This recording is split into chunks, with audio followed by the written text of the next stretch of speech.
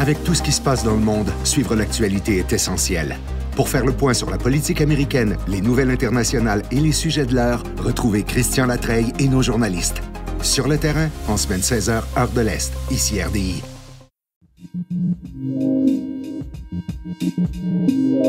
Nous sommes le mardi 28 octobre. Voici à la une.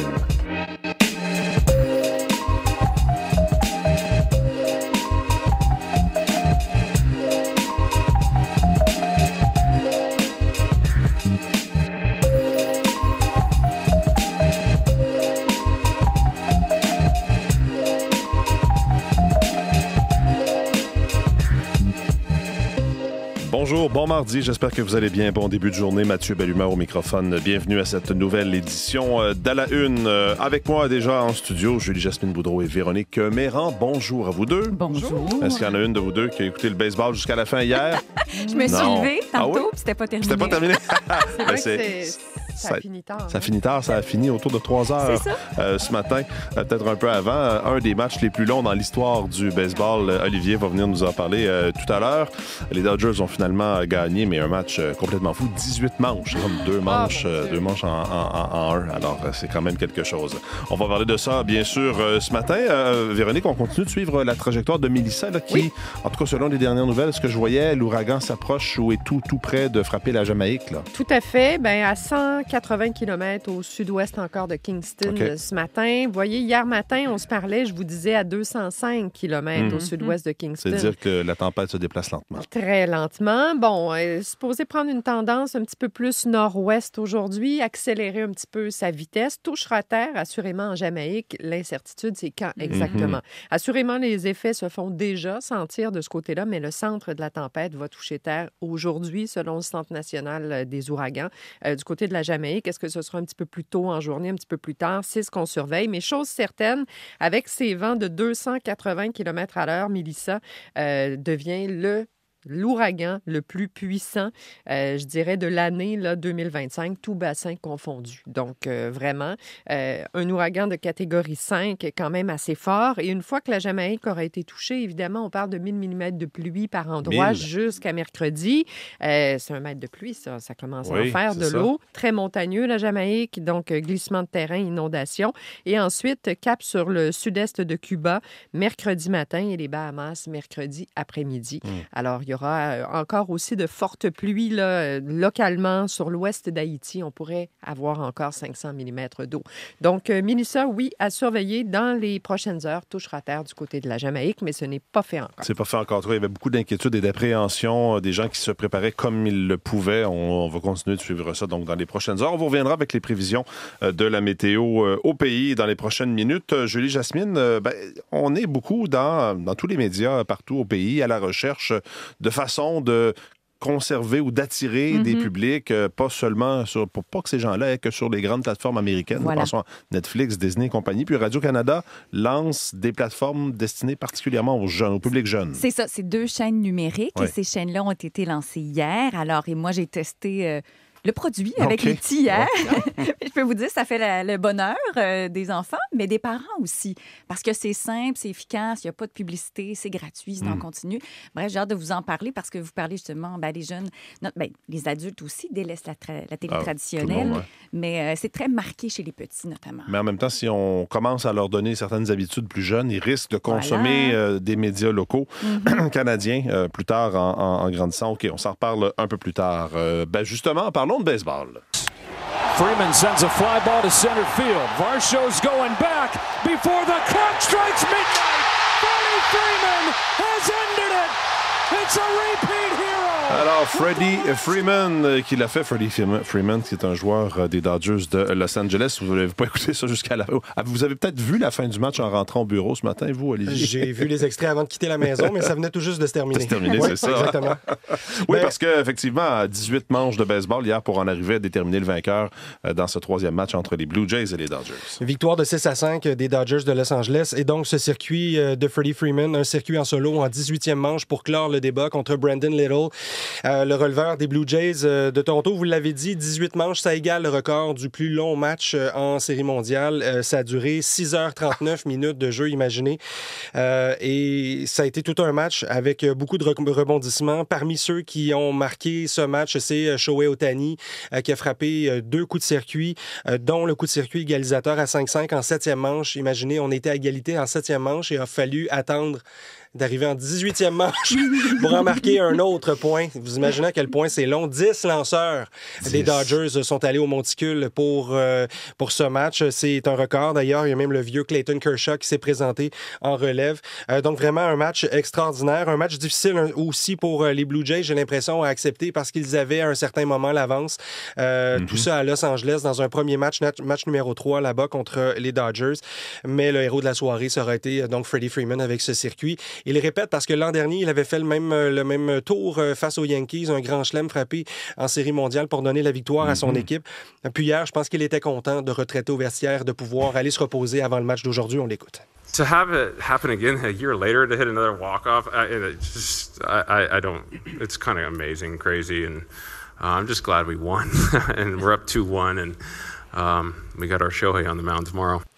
Donc, c'est un peu fou de répéter. Très content, donc, justement, d'avoir frappé circuit, d'avoir quitté ce terrain avec la victoire et surtout heureux d'avoir Shohei Ohtani dans sa formation et surtout de l'avoir au monticule ce soir, 20h. Ce sera lui qui sera donc à la plaque pour les Dodgers pour ce match. Et c'est Shane Bieber qui sera son opposant chez les Blue Jays de Toronto pour ce match numéro 4. Moins d'heures de repos, en tout cas, entre les deux matchs pour les deux équipes, tellement ça a été long. Mais bon.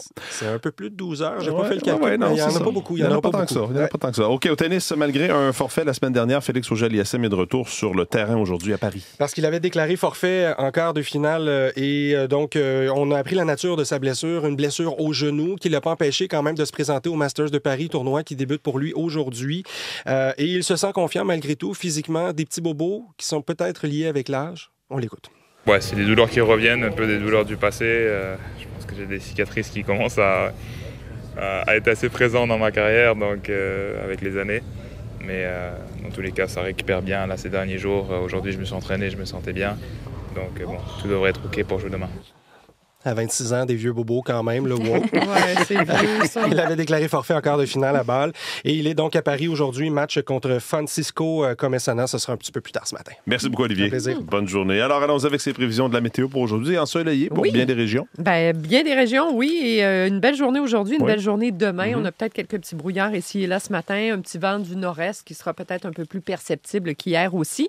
Dans l'ensemble, c'est du 10-12 degrés au thermomètre aujourd'hui et demain. Donc, la nuit prochaine de Montréal, on redescendra légèrement sous zéro là, vers l'Estrie, les Laurentides, la Naudière, Québec, secteur de l'Outaouais. L'ennuagement devrait se faire jeudi. Et la bonne nouvelle, c'est que le système côtier qui remonte pour vendredi arrivera par la porte du Sud un petit peu à l'avance. Alors, des précipitations qui commenceront plus tôt, jeudi, après-midi, fin de journée, mais qui pourraient, je dirais, s'effriter plus rapidement, ce qui fait que la soirée de vendredi, soir de l'Halloween, sur le sud du Québec, pourrait être pas mal moins arrosé qu'initialement prévu. Là. Donc, oui, parapluie, mais peut-être pas intensément et tout le temps. Bonne nouvelle. Alors, bonne nouvelle de ce côté-là, ça reste à suivre, mais le système avance plus vite que prévu. D'ici là, il y aura du beau temps vers l'Abitibi aujourd'hui et demain aussi, 9 à 10 degrés. Même chose pour tout l'est du Québec. Ça va se dégager ce matin vers le Bas-Saint-Laurent, cet après-midi vers la Gaspésie. 8 à 10, ce sont les maximums anticipés dans l'est aussi. Tout le territoire ontarien, sensiblement les mêmes températures, 11 à 14 degrés, un petit peu plus de nuages vers Thunder Bay, sinon c'est assez ensoleillé dans l'ensemble. Dans l'ouest, Vancouver, toujours sous l'emprise des nuages, quelques averses à partir de la mi-journée. Une dizaine de degrés, c'est assez venteux et le beau temps se poursuit dans les prairies. Température de saison, on varie entre 6 et 9 degrés de ce côté également. Merci beaucoup, Véronique. Bonne journée. Bonne journée.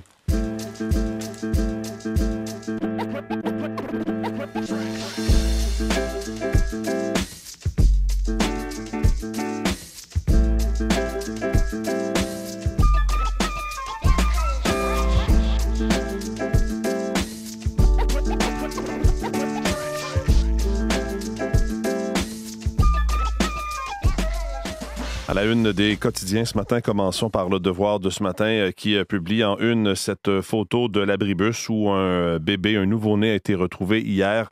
Une femme arrêtée après la mort d'un bébé abandonné à Longueuil au sud de Montréal, titre Le Devoir. C'est une femme en situation d'itinérance qui pourrait être accusée d'infanticide qui a été amenée à l'hôpital pour sa sécurité physique et psychologique. Une histoire absolument bouleversante que nous raconte Le Devoir. On vous en parlait hier matin.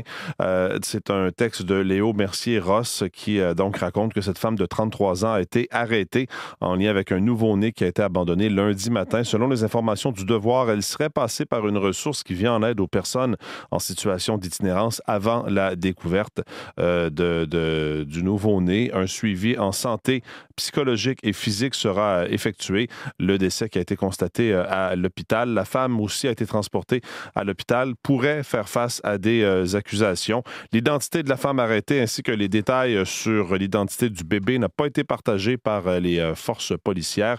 Comme le nourrisson n'avait pas de pouls à l'arrivée des services d'urgence tôt lundi, les agents ont prodigué des manœuvres de premiers soins avant que les ambulanciers arrivent. Selon le code criminel, ce qu'on comprend, c'est qu'une personne de sexe féminin commet un infanticide lorsque un acte ou une omission volontaire cause la mort d'un enfant nouveau-né. Ce sera une histoire à suivre, mais c'est en une du Devoir qui nous parle également de Mark Carney et de ce voyage en Asie. Mark Carney inaugure la relation chinoise de l'ère après Trudeau, après des années de conflit. Le Canada et la Chine s'apprêtent à discuter de manière pragmatique. Vous pourrez lire tout ça dans Le Devoir de ce matin. En une du Globe and Mail, on revient entre autres sur ce très long match que les Blue Jays de Toronto ont perdu, sur ce voyage également de Mark Carney en Asie, alors qu'il va rencontrer le président chinois Xi Jinping. Et il y a un article également qui retient l'attention ce matin en une du Globe and Mail. Des technologies canadiennes alimentent l'armée russe via Hong Kong, selon un rapport. C'est ce que titre le quotidien.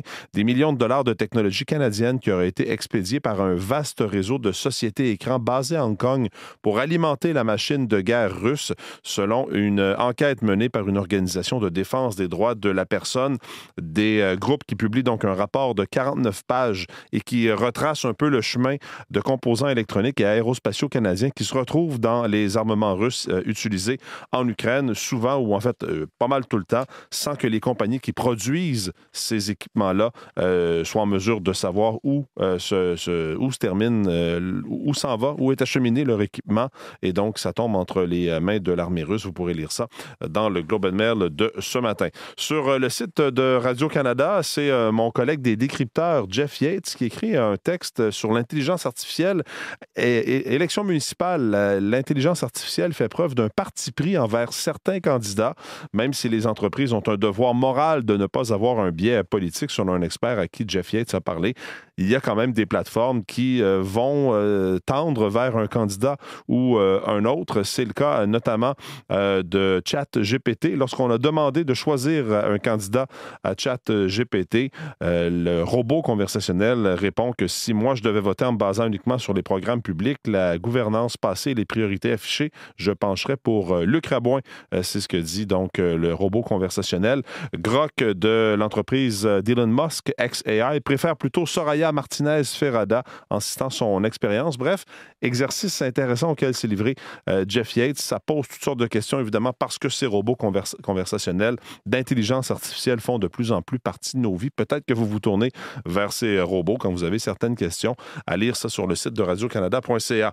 La presse est en Corée du Sud, enquête de sous-marins et de nouveaux amis. Mark Carney qui est attendu avec impatience cette semaine en Corée du Sud, où l'on sort le grand jeu pour séduire le Canada, qui veut rétablir son industrie militaire et réapprovisionner son armée.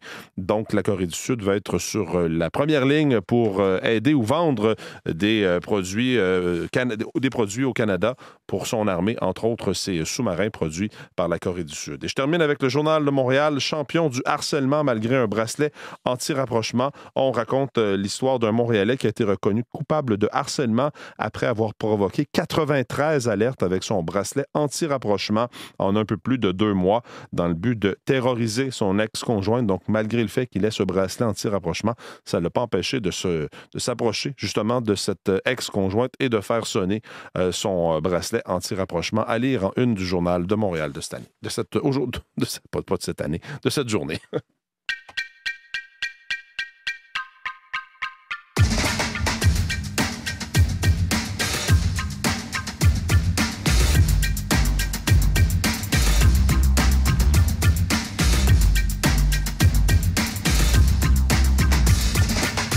fallait qu'il y ait un journal par année, il serait assez épais et pas nécessairement sur la nouvelle, comme on dit. Jean-Philippe Robillard revient de se joindre à nous. Bonjour Jean-Philippe. Oui. On va se parler de l'élimination des plafonds d'embauche par le gouvernement Legault. Donc là, on est dans le domaine de l'éducation qui va permettre aux centres de services scolaires d'ajouter jusqu'à 1400 personnes dans le réseau. C'est ce que demandaient les directions d'école et ce qu'avait promis la nouvelle ministre de l'Éducation, Sonia Lebel, lorsqu'elle a succédé justement à Bernard Drinville. Oui, parce qu'il y avait des plafonds d'embauche dans le réseau qui avaient été établis par l'ancien ministre de l'Éducation, Bernard Drinville, quand il avait investi de l'argent cet été en éducation, dont 425 millions dans le réseau public, qui empêchait les directions d'école, Mathieu, d'embaucher du personnel, même si elles avaient de l'argent dans leur coffre. Et ça, c'est une décision que la nouvelle ministre de l'Éducation, vous l'avez dit, Sonia Lebel, a renversée quand elle est entrée en poste. Et c'est ce qui fait qu'aujourd'hui, elle autorise les centres de services scolaires à dépenser jusqu'à 30 des 425 millions qui ont été réinvestis dans le réseau public cet été pour embaucher justement du personnel si leur budget le permet. Alors, ce sont donc environ 127 millions de dollars qui pourraient être utilisés pour améliorer les services directs aux élèves, selon le PDG de la Fédération des centres de services scolaires du Québec, Dominique Robert. C'est qu'ultimement, ça permet d'avoir 1400 personnes additionnelles qui donnent la souplesse au centre de services scolaires, d'embaucher du personnel de soutien ou personnel professionnel ou autre en service direct aux élèves. Ce ne sera pas nécessairement facile. L'année est entamée quand même depuis déjà plusieurs semaines. Donc, comment réussir à embaucher autant de personnel? Et ça ne sera pas facile. Il y a un enjeu de main-d'œuvre. Le PDG de la Fédération des centres de services scolaires, Dominique Robert, qu'on entendait tantôt, le reconnaît. Ça va être un défi de recruter du personnel alors qu'il y a une pénurie de personnel. Dans le réseau actuellement, Mathieu, il manque 850 étudiants. Il manque près de 1200 personnels de soutien. Il manque un peu plus de 400 professionnels dans le réseau. Il y a aussi un enjeu budgétaire parce qu'il y a le contexte budgétaire qui est difficile actuellement dans le réseau de l'éducation. On ignore d'ailleurs le nombre de centres de services scolaires, le nombre d'écoles qui auront les fonds nécessaires pour embaucher suffisamment de personnel, mais le PDG de la Fédération reconnaît que ça pourrait être effectivement beaucoup plus difficile pour certains. Il n'y a pas eu d'annonce d'ajout budgétaire ou autre. Au global, les centres de services scolaires devront respecter l'ensemble de leur budget. Donc, on est quand même dans un contexte budgétaire qui est difficile. Mais est-ce qu'il y a des centres de services scolaires pour lesquels ils sont dans des situations budgétaires limitées? C'est clair qu'il est fort possible et ça dépend de chaque centre de services scolaire. Oui, évidemment, les budgets, ça varie d'un centre de services scolaire à l'autre. À la Fédération des centres de services scolaires, on s'attend à ce que les premiers employés embauchés, Mathieu, soit dans les écoles, reviennent dans 4 à 6 semaines. Ça, c'est-à-dire pas beaucoup de temps avant le congé des fêtes. Oui, c'est ça. Donc, d'un centre de service à l'autre, il pourrait y avoir plus ou moins d'embauches, dépendamment de la situation budgétaire du centre de service. OK, à suivre. Merci beaucoup, Jean-Philippe, pour ça. Merci, Bonne au revoir. journée.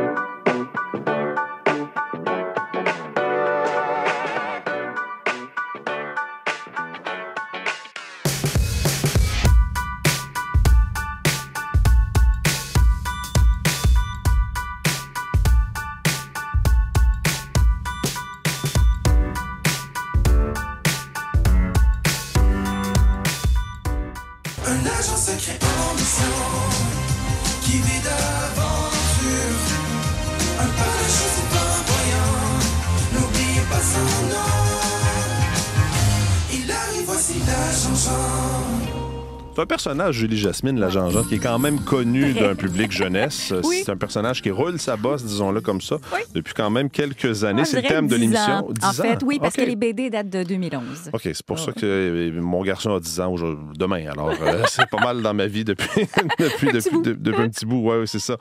Donc, c'est ça, on entendait le thème de la Jean-Jean, qui est aussi l'identité d'une nouvelle chaîne dédiée aux enfants qui a été lancée hier par Radio-Canada. Oui, et mieux que ça, on a lancé la Jean-Jean, mais on a lancé aussi la chaîne Jeunesse. Donc, c'est 2 chaînes numériques jeunesse en continu. C'est pas sur le câble, sur la télé. Là, non, pour monsieur. Ceux qui ont le câble, les vieux comme moi, là, qui ont le câble encore. Là. Allez, monsieur. Ouais, Belle humeur sur tout TV, OK, c'est ça.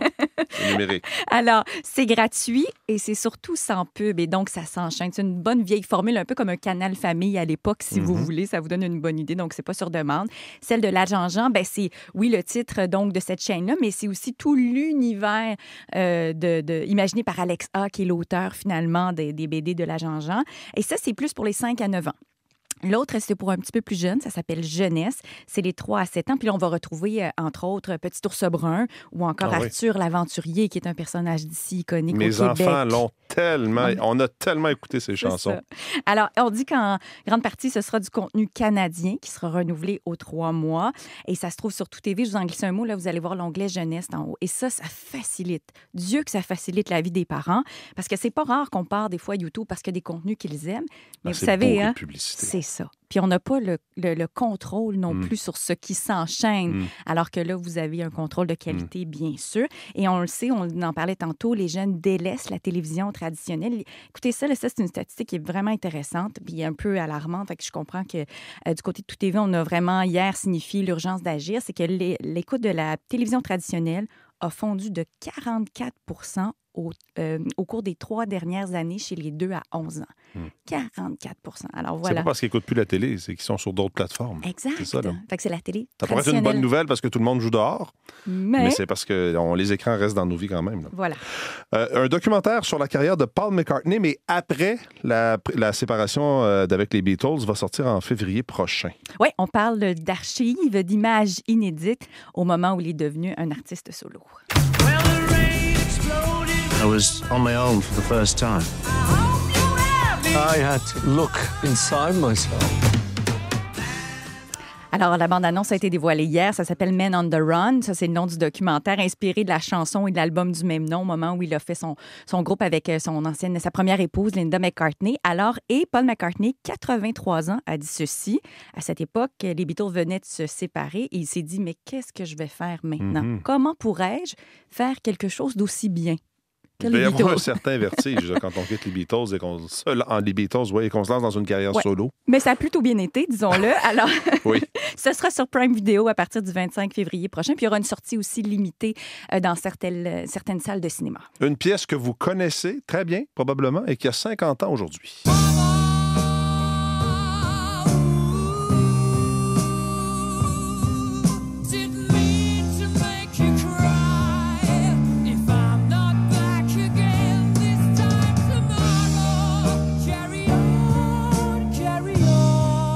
Bohemian Rhapsody de Queen. Et me croyez-vous, Mathieu, si je vous dis que c'est la chanson du 20e siècle la plus écoutée sur les plateformes. Ah oui, donc, du 20e siècle.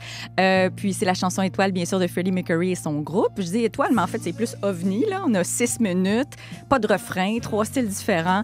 Alors, et le fameux, je ne sais pas si vous vous souvenez, là, mais vous allez l'entendre probablement, le Galileo là, a été répété pendant 12 heures pour trouver la bonne tonalité. Au moment de l'enregistrement? Oui, monsieur. Ah oui. En 1975, c'était quelques mois avant, évidemment, sa sortie. Alors voilà, cette chanson-là a 60... en fait, 1975, donc 50 ans, bien sûr. Et c'est encore très, très, très populaire, très écouté. Et c'est vrai que sur papier, pas de refrain, plusieurs styles musicaux, on pense peut-être pas que ça va fonctionner aussi fort, mais puis les radios voulaient rien savoir. Imaginez. On va se laisser là-dessus. Merci, Julie Jasmine. Salut.